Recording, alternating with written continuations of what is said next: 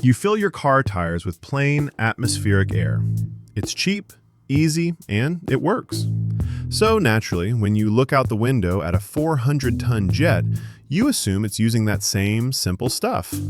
You are dead wrong. If you filled those tires with the air you're breathing right now, you wouldn't just risk a flat. You'd be strapping a literal moisture bomb to the landing gear. Today, we're stripping away the rubber to expose the hidden, high-stakes engineering that keeps you alive.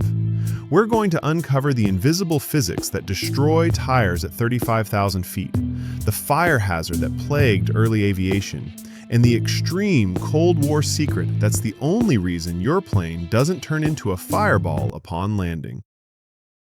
Think of the air you breathe right now as empty space. It's actually not. It's thick with water. In your car tire, that moisture is harmless. You drive to work, the tire warms up, and nothing happens. But in the late 1950s, the aviation industry entered the jet age. Planes were flying higher than ever before, 35,000 feet. At that altitude, the physics of everyday life break down. The outside temperature is 50 degrees below zero. When you pump standard air into a jet tire, that invisible moisture freezes. Solid, jagged ice crystals build up inside the rubber while you cruise above the clouds. Planes don't stay in the sky. They have to come down. A 400-ton jet slams onto a runway. It goes from 0 to 170 miles per hour in a fraction of a second. Friction creates a massive spike in heat. And here is where car logic fails. The heat penetrates the rubber. It hits those ice crystals. The ice doesn't just melt, it vaporizes. It instantly turns into expanding steam. When water turns to steam, it expands 1,700 times. The internal pressure spikes. The rubber detonates from the inside out. That's the moisture bomb. But believe it or not, that's only half the danger.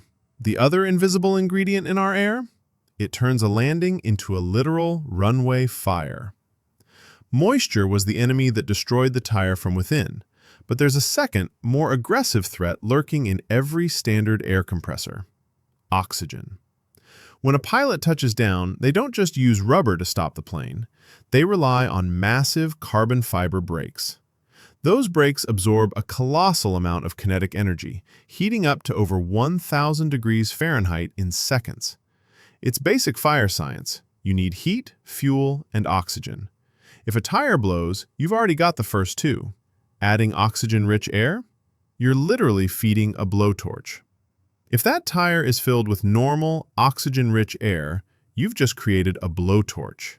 That oxygen acts as an accelerant, fueling a fire that can melt the landing gear and swallow the undercarriage before the fire trucks can even get to the runway. That's why aviation mechanics don't use air. They purge, vacuum, and fill every tire with pure, dry nitrogen. It's the ultimate firewall for your landing gear. It's inert. It doesn't care about the freezing cold at 35,000 feet, and it's completely incapable of feeding a fire. Nitrogen is the silent, invisible barrier between a safe landing and a runway catastrophe. But even with the right gas, there's another engineering secret hiding in plain sight. This one right above your head. So, the next time you board a plane, don't look at those tires and think they're just rubber and air.